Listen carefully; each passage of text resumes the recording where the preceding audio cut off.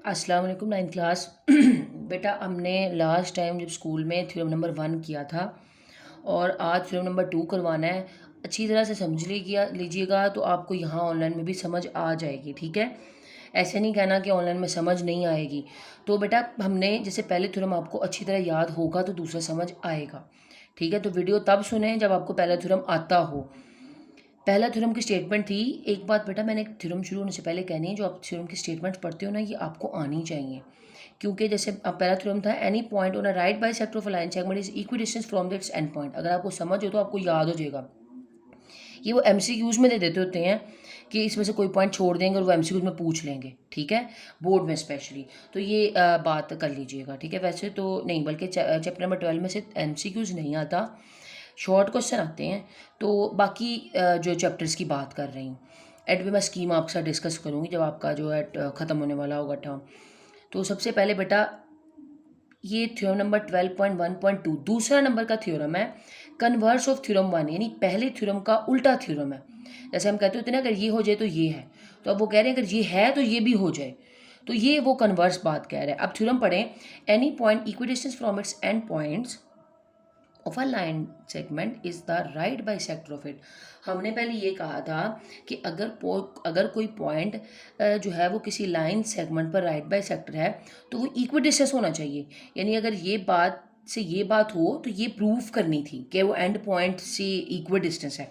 अब वो कह रहा है कि वो इक्वी डिस्टेंस है लाइन सेगमेंट से कोई पॉइंट, ठीक है।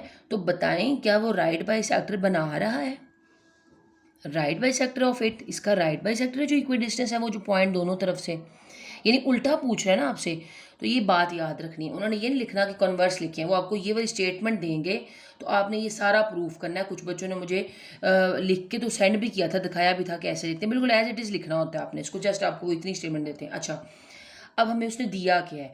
उसने मुझे कहा था कि एक पॉइंट है। हमने कहा अब उसने साथ में ये बताया था कि वो जो पॉइंट है वो इक्वी डिस्टेंस है of the given end point of the line segment. तो लाइन सेगमेंट उसने दी है हमें। A B is a line segment. वैसे तो मैंने आपको कहा था कि जो लाइन सेगमेंट होती है ना उसके ऊपर हम जो है इस तरह से लाइन डालते हैं, तभी तो पता चलता है कि ए बी एक लाइन सेगमेंट है। लाइन सेगमेंट का ये सिंबल होता है, लेकिन उसने इस पर नहीं डाला क्योंकि साथ उसने फिर लाइन सेगमेंट का वर्ड लिख दिया। या साथ में वर्ड लिख दें या ऊपर सिंबल डाल दें, एक काम करना है। अगर नहीं करोगे तो ये नंबर कटते जाएंगे जितनी बार नहीं डालोगे। A B is a line segment, okay हो गया। Point P is such that, बताया था ना उसने पॉइंट है, उसने कहा था ये पॉइंट इक्वी डिस्टेंस है। तो ये अब है, हमने उसको वर्डिंग में कैसे लिखा, सॉरी मैथमेटिकली कैसे लिखा कि अगर इक्वी डिस्टेंस है तो इसका मतलब ये है कि वो जो पी ए, उसने कहा था ये लाइन सेगमेंट है, ये वाली लाइन सेगमेंट है और ये पॉइंट इससे और इससे इक्विडिस्टेंस है, यानी P A is equivalent to P B. पिछली बार ये बात आपको याद होगी, हमने प्रूव की थी कि ये राइट बाई सेक्टर है इसके ऊपर। तो ये और ये बताएं कि इक्विडिस्टेंस होगी। अब हम ये बात कर रहे हैं कि ये बेटा ये इक्विडिस्टेंस है तो क्या ये राइट बाई सेक्टर होगा। देखिए इस बार राइट बाई सेक्टर प्रूफ होना था इसलिए उसको डॉटेड लाइन में शो किया और इसको बताया हुआ है। पिछली बार हमने इसको बताना था तो इसको डॉटेड लाइन में शो किया था और इन्होंने खुद बताया था, तो ये हमने पूरी लाइन बनाई थी इसकी, ठीक है, एक थिक लाइन बनाई थी। अच्छा, अब हम मेन काम की तरफ। ये गिवन था जो कि उसने हमें गिवन दिया था। प्रूफ हमें उसने क्या करने को कहा है, उसने कहा कि बताओ ये जो ये लाइन लगी हुई है ये क्या जो है आपके पास पॉइंट, ये राइट बाइसेक्टर भी बना रहा है। इस पर राइट बाइसेक्टर का मतलब है ये पॉइंट है। देखें एक पॉइंट ड्रॉ किया, अगर मैं उसको नीचे बनाऊं, उसका मैं शेडो बनाऊं, उसके मैं फुट बनाऊं, तो देखिए फुट इसका नीचे ही ऐसे बनेगा ना, किसी जगह पर आके उस लाइन सेगमेंट पर आके। मैं आपको कहूँ बेटा, मैं आपको यहाँ डायग्राम बना के दिखाती हूँ कि ये पॉइंट है। उसने कहा इस लाइन सेगमेंट पर, ये लाइन सेगमेंट है, ज़्यादा लंबी बन गई। उसने कहा ये जो पॉइंट है ना ये इक्वी डिस्टेंस है दोनों तरफ से, इसका मतलब ये दोनों तरफ से बराबर है। तो जब मैं इसको नीचे गिराऊंगी, इसका फुट पॉइंट ड्रा करूंगी, तो ये जब गिरेगा तो ये बिल्कुल बाइसेक्ट नहीं करेगा इस लाइन को, क्योंकि ये पॉइंट जो है ना वो बिल्कुल देखिए आधा आधा कर रहा है इनको। तो जब वो आधा आधा कर रहा था, जब इस पर वो गिरेगा तो वो परपेंडिकुलर, वो उस पर राइट बाई सेक्टर ही बनाएगा ना, उसको आधा आधा डिवाइड करेगा। Right by sector, by sector का मतलब था कि वो आधा आधा डिवाइड करेगा और राइट का मतलब था बिल्कुल 90 का एंगल बनाएगा। परपेंडिकुलर होगा। तो वो दो बातें हमने प्रूव करनी है, ठीक है। उम्मीद है कि आपको पॉइंट समझ आ रहे होंगे बेटा। अच्छा जी, ये बात हमने प्रूव कर दी। ये लाइन सेगमेंट है तो उस पर लाइन सेगमेंट का सिंबल डाला। देखें इस पर उसने लिखा नहीं लाइन सेगमेंट का वर्ड, तो उसने सिंबल डाल दिया। आपकी मर्जी, आप यहाँ लाइन सेगमेंट का वर्ड लिख देते या तो आप ये लाइन ना डालते। तो इतना रिस्ट्रिक्शन नहीं कि आपने बिल्कुल यहाँ लाइन सेगमेंट का सिंबल डाला तो सिंबल डालना, यहाँ वर्ड डाला तो आप ये ना डालो, आप बस इस पर सिंबल डाल दो तो भी ओके। कंस्ट्रक्ट हमने खुद क्या किया, हमने कहा जी प्रूफ ये करना है कि जो पी से एक पॉइंट गिर रहा है ना सी पर, तो क्या वो मिड पॉइंट बन रहा है, इसका आधा बन रहा है, इस पर राइट बाई सेक्टर बना रहा है, इस पर बाई सेक्टर बना रहा है, वो भी राइट 90 का एंगल। मतलब ये होता है राइट बाई सेक्टर का मतलब होता है 90 का एंगल, बिल्कुल सीधा। मैंने पहला थ्योरम बड़ा डिटेल में समझाया हुआ आपको। तो वो बात हमने खुद की, हमने इसको कंस्ट्रक्शन में लिख दिया कि जी पी जो पेज के ज्वाइंट किया, हमने खुद काम किया, वो हम डॉटेड लाइन से करते हैं हमेशा। हमने कहा बेटा joint point P to C the mid point of A B line segment. अभी जो बातें मैंने सारी आपको कहानियाँ सुनाई हैं ये हमने इसमें लिखनी है। अब वो हमने सबसे पहले जब ये स्टोरी बनाई थ्योरम की स्टेटमेंट को प्रूव करने के लिए, हमने क्या किया, हमने डायग्राम बनाई। और जब मैंने डायग्राम में ये बात प्रूव करनी थी कि वो राइट बाई सेक्टर है, तो मैंने एक बेटा लाइन सेगमेंट एक पॉइंट लिया जो कि जिसका फुट पेन ड्रॉ किया, यानी उसको लाइन इसको ज्वाइन किया इससे, तो उससे दो ट्राइंगल बन गई मेरे पास जैसे पीछे वाले में बनी थी। उन ट्राइंगल्स का नेम क्या है ज़रा बताएंगे आप। सबसे पहले तो एंगल यहाँ बनेगा, इसका मतलब ये है कि सी को दरमियान में रखना है। जहाँ एंगल बन रहा होता है ना, मैं ट्राइंगल के नाम बोलूँगी, जैसे मैं कहूँगी A P C B P, किसी तरह नहीं बोल सकती। एक सीक्वेंस होता है जिस पे एंगल बनता है, उसको उसको उस वाले वर्ड को, उसको उस अल्फ़ाबेट को दरमियान में रखते हैं। जैसे ए सी पी या पी सी ए, सी दरमियान में रहना चाहिए ताकि इस सीक्वेंस से पढ़ें चाहे इस सीक्वेंस से पढ़ें। तो अल्फ़ाबेटिकली चूँकि ए पहले आता है इसलिए A C P B C P, दो ट्राइंगल्स हैं। उनमें हमने ये पढ़ा था रिलेशन कौन सा होता है, पीछे आपने पढ़ा था आई थिंक कंपेयर करने का था, इक्विवेलेंस का रिलेशन था। पीछे बुक के मैं देख के बताती हूँ, मुझे भूल गया। हाँ जी ये देखिए कोरस्पॉन्डिंग था। सॉरी वो माइंड से स्किप हो गया। कोरस्पॉन्डेंस का सिंबल था। चलो जी, बुक के पेज एंड पे ना ये चीज़ें लिखी होती। इसका मतलब होता है कोरस्पॉन्डेंट का मतलब होता है सेम से। मैंने आपको बताया था ना कोरस्पॉन्डेंस एलिमेंट पढ़े थे हमने मैट्रिसेस में, तो यहाँ भी हम कोरस्पॉन्डेंस ही शो करने लगे हैं ना। तो वो कह रहा है in triangle A C P correspondence to triangle B C P. क्या बात जी, पहली बातें की हैं, आपको बताया था कि टोटल एक ट्राइंगल होती है उसमें 6 चीज़ें होती हैं, 3 एंगल 3 साइड्स। उन 6 में से अगर 3 बातें भी पूरी हो जाए ना, कि अगर इस ट्राइंगल की एक साइड बराबर है और दूसरी ट्राइंगल की वही साइड बराबर है, इस ट्राइंगल का एक एंगल बराबर है दूसरी साइड का वो वाला एंगल बिल्कुल बराबर है, यानी कोई सी साइडें कोई से एंगल 3, अगर उनमें से कोई प्लेन 2 एंगल एक साइड 2 एंगल तीनों साइडें किसी तरह भी कम्बिनेशन बन रहा हो ना, जैसे पिछले वाले में 2 साइड्स और एक एंगल था, तो वो पॉस्टुलेट पूरा हो जाता है, यानी डेफिनेशन पूरी हो जाती है और हम कहते हैं कि इसके पूरे होने की वजह से दोनों की दोनों ट्राइंगल्स बराबर हो गई हैं। तो हमने सबसे पहली बात ली कि हमने खुद बताया था, उसने ये बात उसने बताई थी कि any point equi distance from its and point. उसने कहा था ये जो पॉइंट है बेटा ये एंड पॉइंट से इस लाइन सेगमेंट के बिल्कुल इक्वी डिस्टेंस है।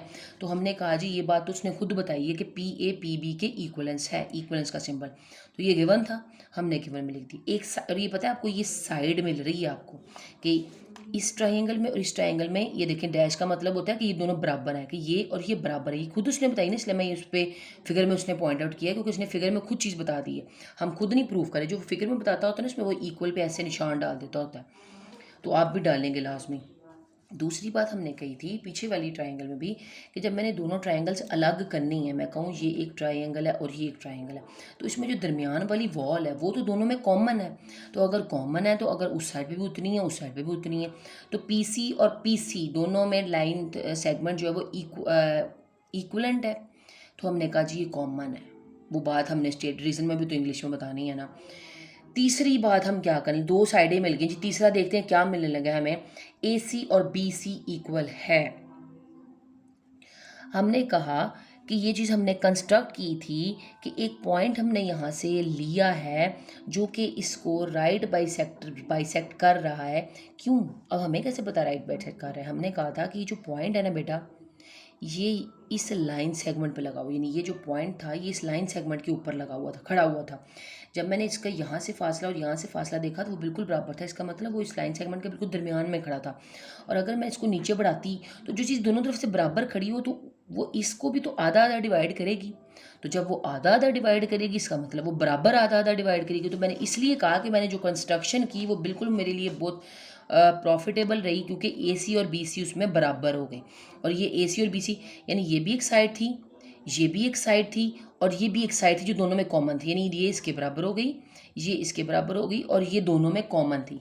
ये लाइन डैशेज इसलिए डाली होती हैं, एक एक का मतलब है ये दोनों बराबर हैं, दो दो का मतलब कि ये दोनों बराबर है, तीन सेपरेट मैंने कर लिया कि ये जो है वो दोनों में कॉमन है। ऐसे मतलब इस तरह से आप ना लाइंस डाल के ये शो कर सकते होते हो कि ये चीज़ इसके बराबर है, या आप शेप्स में ये कर लेते होते हो, तो आपकी अपनी चॉइस है। तो ये देखें, एक साइड दूसरी साइड, तीनों साइड तीन चीज़ें पूरी हो गई, लेकिन तीनों साइड्स पूरी हुई हैं, तो तीन चीज़ें तो ओके है ना। साइड साइड साइड का पोस्टुलेट पूरा हो रहा है जनाब, दोनों ट्राइंगल की तीनों तीनों साइडें बराबर आ गई हैं। तो उसने कहा side side side is equal to side side side.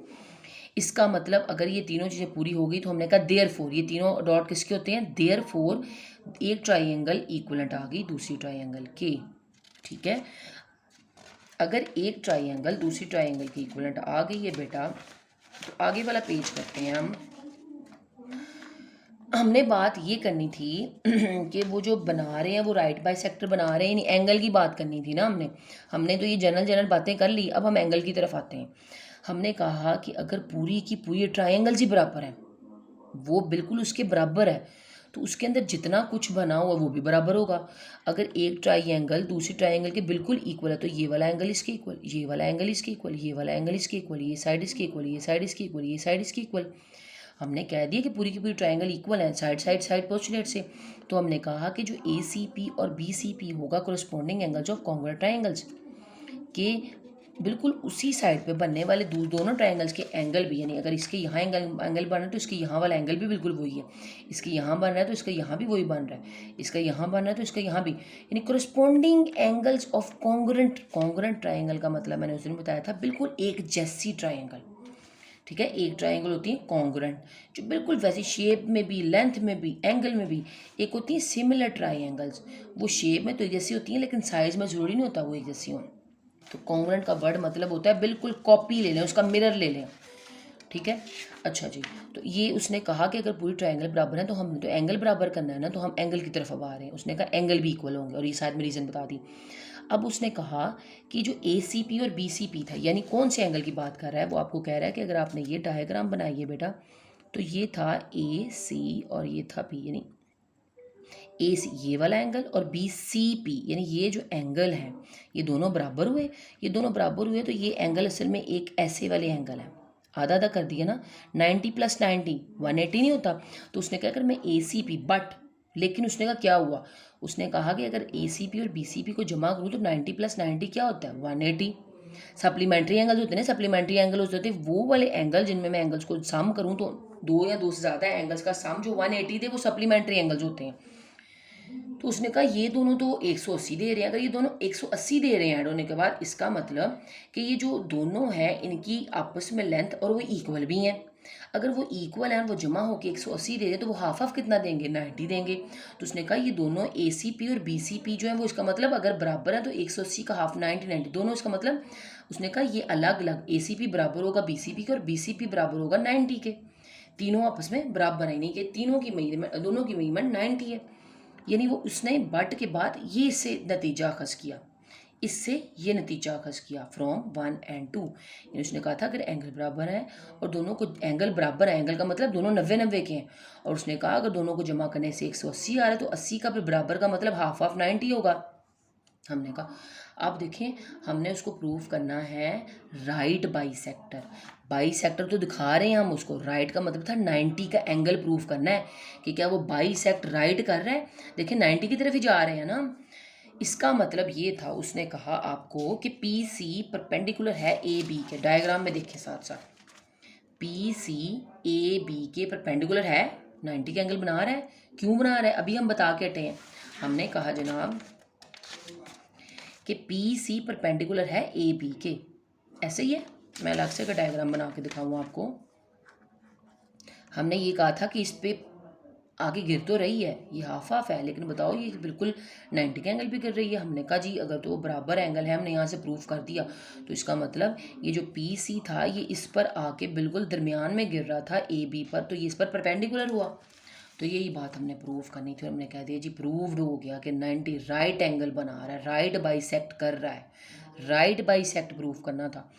सी ए क्या था? तो बेटा देखें कि सी ए इक्वलेंट आ गया सी बी के, दोनों साइडें बराबर हो गई। कंस्ट्रक्शन में हमने कहा था P C is the right bisector on A B, कि वो जो पी सी था वो इस पर राइट बाई सेक्टर था। ये बात प्रूफ करनी उसने वो वर्डिंग में लिखी हुई है। तो ये बात थ्योरम नंबर 2 हो गया है। अच्छे से थ्योरम नंबर 2 कर लीजिएगा। कल एंगल बाई सेक्टर की मैंने डेफिनेशन बतानी थी, बट ओके वीडियो इनफ हो गई है। ऐसे फ़ोन फिर ज़्यादा हीटअप हो जाता है तो मैं आगे बढ़ा नहीं रही वीडियो को। अब इंशाल्लाह कल लास्ट थ्योरम करवा दूँगी, क्योंकि 3 थ्योरम आने हैं आपके सिलेबस में। फिर देखेंगे कि क्या करना है बाद में। आज के लिए बेटा इतना ही है। कोई क्वेश्चन हो तो पूछ लिया करें मुझसे। उम्मीद है कि आपको समझ आ गई होगी। ओके, अल्लाह हाफिज़।